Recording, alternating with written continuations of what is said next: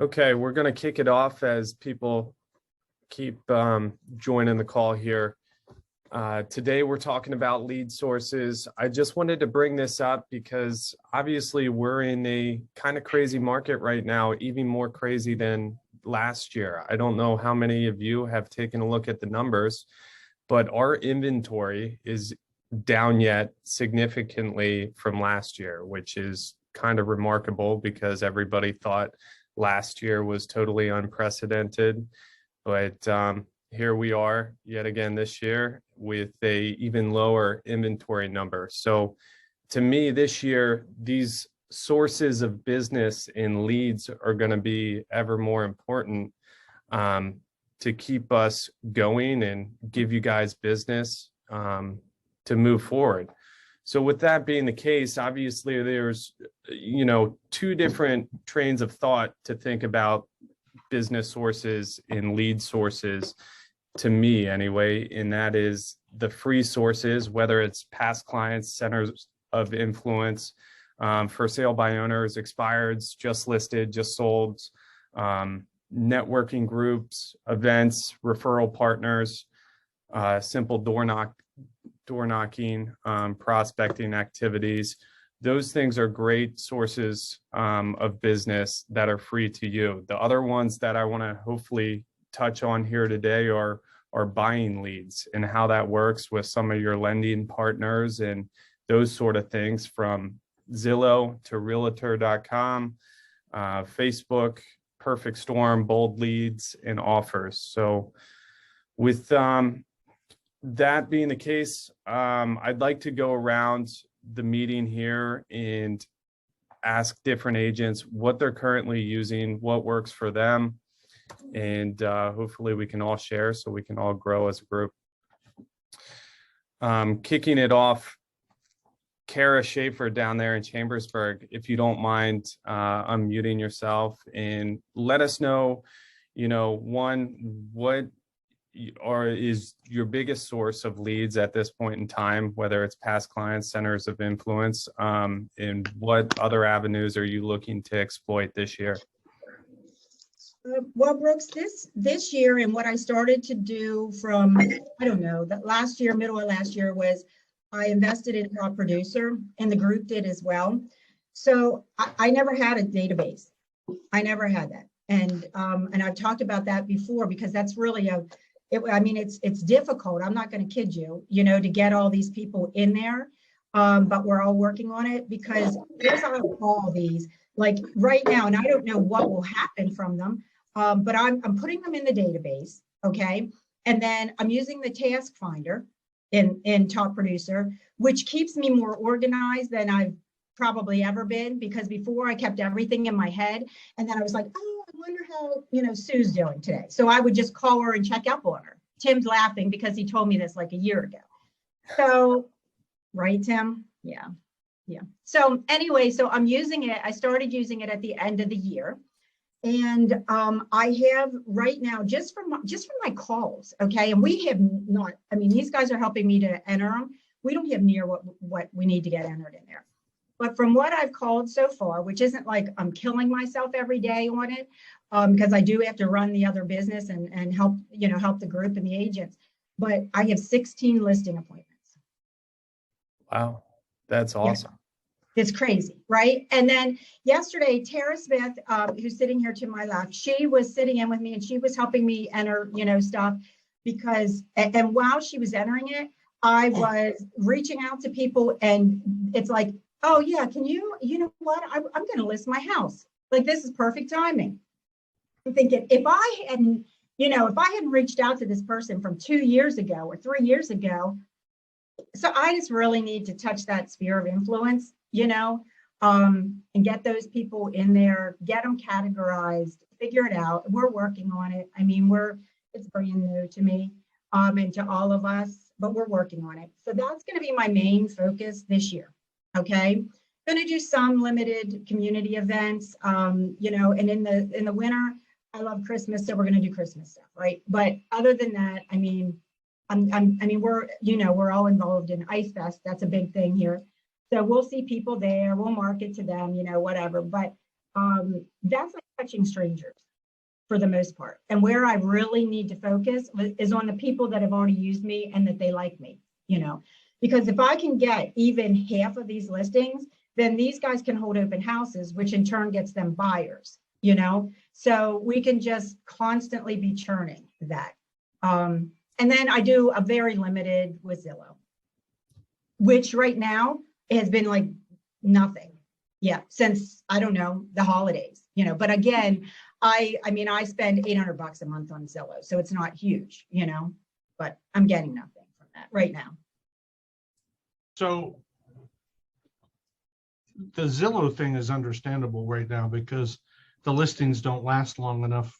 Even by the time you get the lead and you get in touch with the people and you make an appointment, the thing might be sold and they're not even pre-approved yet. But right. What I liked about our call that we had last week was while you had COVID and while you were, what do you call it, confined or what? When you have quarantine, okay. She actually pounded the phone with the past clients and centers of influence, and out of those 16 leads, she got 7 of them the week she had COVID. Because she couldn't do anything else. So, congratulations for making those calls. We use Top Producer too, and Kathy and my father make a lot of those calls. And for years and years and years, it would always be somewhere between 66 and 70% of our business came from the past client and centers of influence calls that my dad made or Kathy made, or is making. For us, that was the highest source of leads that we ever had, was our past clients and centers of influence. Now, when we were working the expireds, when there actually were lots of good expireds, 17% of our business came from the expired list and 12% came from the FSBO list. And, the FSBOs are still out there. The question is, are we calling them? Because we're sending them to you every day. The question would be, are we calling them? So, those were our lead sources that we used to use. And, again, Kara, congratulations on making those calls and getting, would you say, 16 leads at this point in the first 25 days of the year. So good job on that. Thank you. I hope that helps everyone. Also, something you said reminded me, like the FSBOs. I mean, Morgan has called on FSBOs, and she actually got one in Greencastle, Carlisle Street. And you know what? That transaction was hard. She kept on it. Okay. And that is the main thing, is like, it's almost like you are hounding them to death. What you're saying, Morgan, like I'm going to call them until they tell me no, or like go away, or that they die. So she just she hounds them kind of. And she got that listing, and it wasn't, it was actually like a hoarder house, but yet the house was nice, but it was like a hoarder house, right? So she had professional photos taken. She put it out there, the real truth, what it looked like, so people could, see it. They went to the house. She did a good job with that, and it just closed. The people were a nightmare. The stuff inside the house was a nightmare, but she walked it to the end and it closed. So that's good. And she went and called on another one just the other month. She's been hounding them. They decided to go with another brokerage, but still, you know what? Hey, she has the right attitude on to the next. What can we learn from that as a group? What can we do better? But it's not stopping her. So she's picking up the courage. And I think that's the biggest thing, is if people can just, get the courage to call people. And for me, I don't like to ask people for referrals. I don't like to ask them for business, but I do like to call people and just say, hey, how are you? Gee whiz, I haven't talked with you forever. How's so-and-so, or how's whatever. And then it all snowballs into business. So that makes it easier on me, because I'm not trying to sell them anything. Yeah. Bob Stevens will attest to this. Mary Eberly, who's a good friend of mine that just retired from Coldwell Banker, formerly Jack On. She did open houses, Bob, 40 years, do you think? At least 40 years. Yeah. And every single person that would come into her open house, first of all, she'd give a hug to. And but she was like, she was so friendly to them that they were comfortable enough to do that with her. And then they would register in her book, and she'd put those names in her computer. And her slogan to me would be kind of, Kara, like you just said, she would call them until they buy or they die, is what she would say, until they buy or they die, because that's where she got a lot of her business.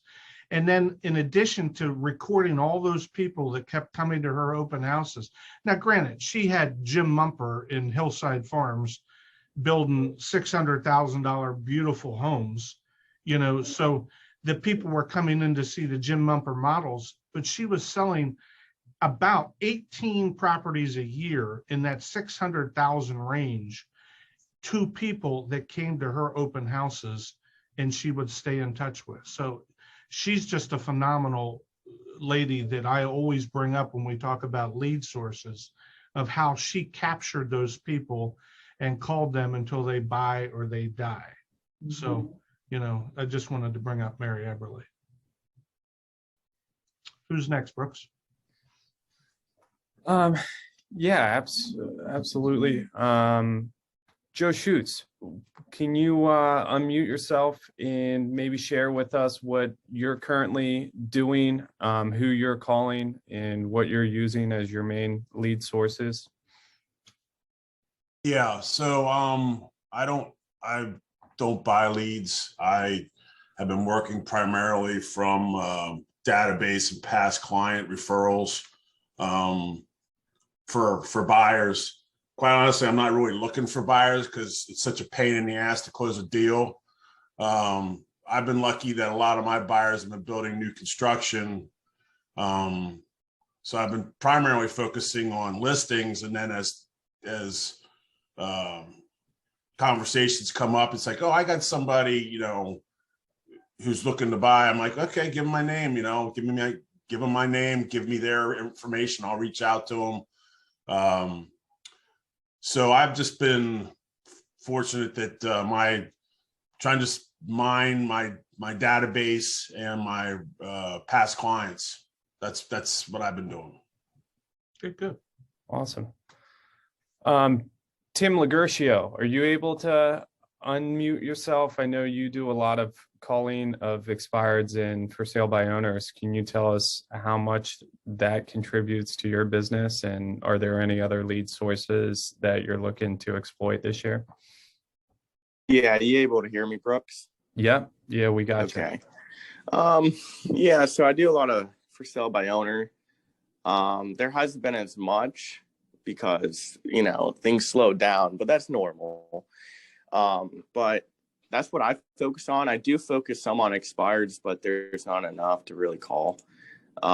So I also do absentee ownership, but with just for sale by owner, I mean, I did a little bit close to 3 million in about 6 months when I first started. So it's definitely a good resource to go to. Now I'm kind of focusing on, like Kara was saying, using something to call your database to get more leads. So I think I might check out Top Producer and take her advice on that. But I am new to this market still, so I'm still trying to get to know more people. And so I've been going to the gym every day to try to meet new people and trying to get myself out there. So I think that's what my plan is this year, is trying to get in front of people, either if that's at the gym or the grocery store or attending events or something like that. So yeah. Awesome. You brought up a good point, and so did Kara. Obviously, the CRMs and the databases are a big help to making those calls to your past clients and centers of influence. I was hoping to actually, obviously, have that worked in as one of our topics this month, but we're going to do that one next week. So that'll be a good one for everybody to get on, and we'll talk about the different options out there for CRMs and what people are using. Now, Do you know if your dialer system, does that work in tandem with Top Producer, Tim? No, it doesn't. The dialer system is actually technically, it Pennsylvania is weird. They restrict third parties to use a dialing system. So with our MLS, so I stopped using it actually because the ROI on it wasn't there. Okay.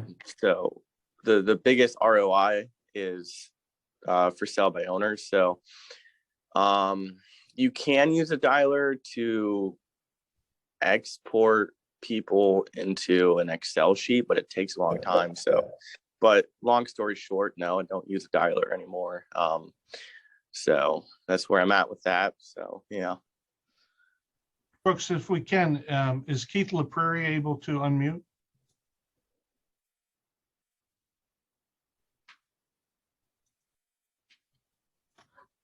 Keith, there you are. Hi, There we Keith. go. Hey, can you hear me? Yeah, I can.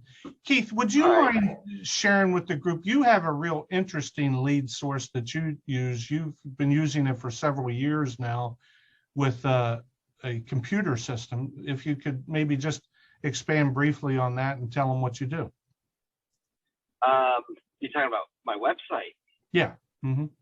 Okay. So yeah, I really just post links to just listed, just sold, and what is available in certain areas on yard sale sites for free. People click on it. My website, asks them to register, and then it exports them to a follow-up system with it's called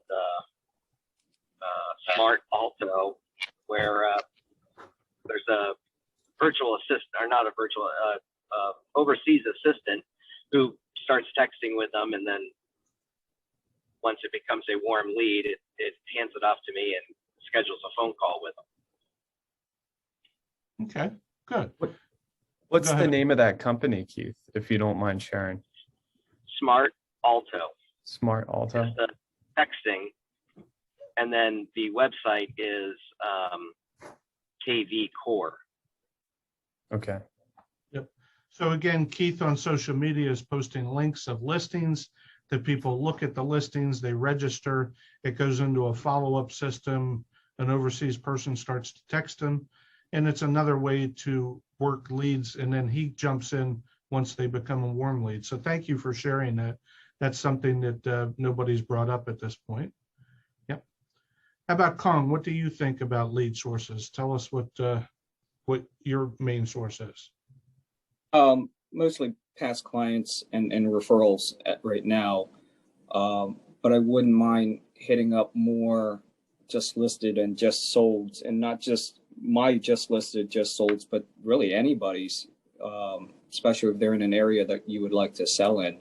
Just pick up the phone, look in the tax record, find their phone numbers, either through Fast People Search or Cole Realty, which is a little bit of an investment. It's like $800 a year, and start calling around to those people. Actually, that's something that I was going to do this year, was call around the Hershey market downtown, and to help with the call a little bit, just start off by telling them that not only am I a realtor, but an investor downtown as well. So, people tend to talk to you a little more when they know that you're the buyer as well. So that was something I was going to plan on doing this year. Okay, good. Who's next, Brooks? Out of curiosity, Aaron, does Matt still use Perfect Storm? I know you had used that previously a few years ago, and you guys were getting a ton of leads through Facebook and other places on the website. He does. I don't know a whole lot about that side of it, but I know it's still like $200 a month, and everything he advertises somehow on Facebook goes through Perfect Storm. So like they vet it or something. So then when he gets the leads, and it texts through and stuff, but he's had that website forever, but it's all connected with Facebook, and it's only $199 a month. So it's been great. Awesome. Yeah. And they provide you a CRM with that one too, right? They do. And yeah, so you can go in. I'm sure he doesn't use it like he should be if somebody would really take advantage of everything inside the system, but it gives you like it gives you everything to manage inside. Okay. Let's jump over to Brent and Andrew, if we can, for a second. You guys are in coaching with the Mike Ferry organization now. What are they telling you as far as lead sources go? Exactly what just been talked about. I mean, obviously, the biggest part of everybody that we overlook, just like Kara said, is literally our past clients and our centers of influences. You know, we kind of take it for granted that our biggest, my personal biggest income revenue last year was from my past clients. And I have been, truth be told, I've been horrible on following up with that. So he sent over our coach's Tim, his name is Tim. He sent over a very simple Excel spreadsheet for us just to plug in our contacts. Because unfortunately, I think I probably speak for a lot of people, but unfortunately, I did everything on my phone. That's where I kept my contacts. And yep, I was thinking I got to call this person, and that's how I followed up. But just a simple Excel spreadsheet to put the names and phone numbers and a little message of, yep, I just talked to them, followed up on this date, etc. So yeah, we definitely just started that. As a matter of fact, that was our conversation last week with the coach. Okay. Paula and Sue, if we can jump to you guys for a second. Like Mary Eberly, you guys have a gold mine of past clients and centers of influence from all the years of selling new construction for the Inks Builders organization. What is your game plan for this year to mine for that gold that you have in that database? Well, we obviously want to start, we use Buffini Referral Maker as our CRM, and just really have started using that and plugging in all our past clients and things. And as Kara said, it's daunting to get everything in there, but once it's in, I mean, what's nice about it is it alerts us when we need to make our quarterly calls or weekly calls or however we have it set up. It allows drip campaigns, so it can constantly be emailing people. And the other thing we want to do is, in addition to reaching out to these people, is start doing the pop buys that Buffini recommends. And just listed and just sold is a big thing for us too right now, because like everything else, there hasn't been a lot of inventory, but what we have has turned, and we want to make sure that people know that people are still interested in the communities, and we want to get the word out. We know there's people waiting to jump. They just, for whatever reason, they're probably waiting for spring, or they have things to do to the house that they think they need to do. So we're just trying to gather the information and get these people on our lists and be touching them regularly. Prospects Plus. How about telling them? And then the Prospects Plus. We're Using still doing the prospects. postcards. Mm-hmm. How about telling them about the leads that you generated just from calling your past clients? Oh, and so He said, Poppy, we're having trouble hearing you. I don't know if you can lean a little closer to the mic, but I think you said tell them about the leads you've generated by just calling your past clients and centers of influence. correct. Yeah. Yeah, I mean, again, like Kara said, we made our phone calls. It's not a lot of phone calls we're making. We're making between 10 and 15 a day. And just in this new year, we've got 6 people that are going to be listing their homes that are in various stages of, prepping the home or doing things they need to do. But Yeah, I mean, we got that. We made 77 phone calls in 2 weeks, and we got those 6 people. That's Good. awesome. Yeah. You got to total them. It's awesome. We're coaching with Poppy, so he's keeping us accountable. Oh, he is. So our county connection, since Regina won't speak up, they created these cards here that say, "Cheers to new beginnings and great adventures in 2022." So they ran out in the middle of this main street in Coudersport and had this card made up of Richard and Sheila and Regina, and they're sending them to all their past clients with a little note in an envelope to start out the new year. So that's what the county connection's doing. Regina, how about it?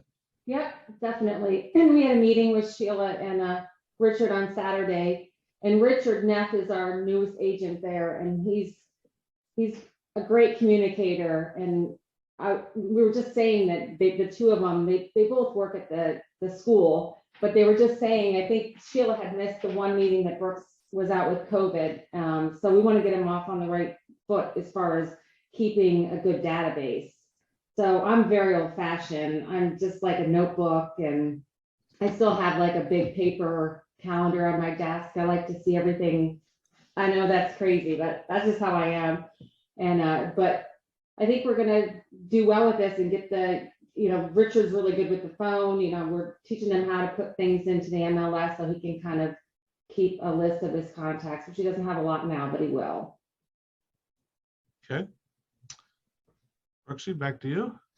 Yeah, just to share personally what my mom and I are looking to do. We've talked about this, and kind of piggybacking on what Kong was saying with the just listed and just solds.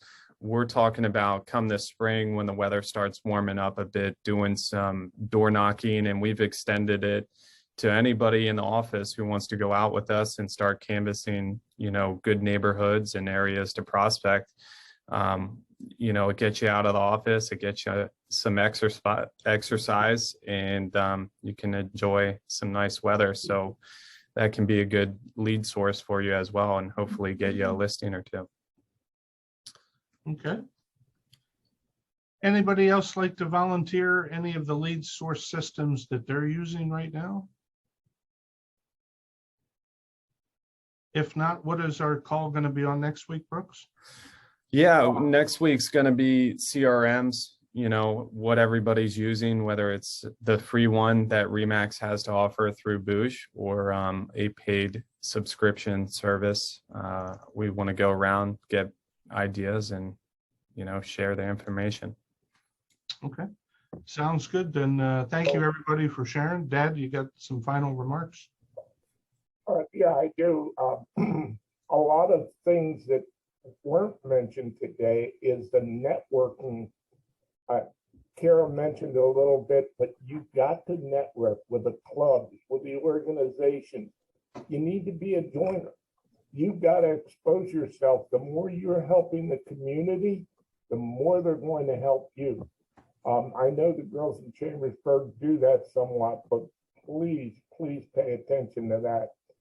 Two of the things that I really want to emphasize is when you're out there, it's all about attitude. I love when Morgan said today, either they buy or they die. You have to have that winning attitude all the time. The other thing is that anytime you're a presenter, all right, it's with enthusiasm.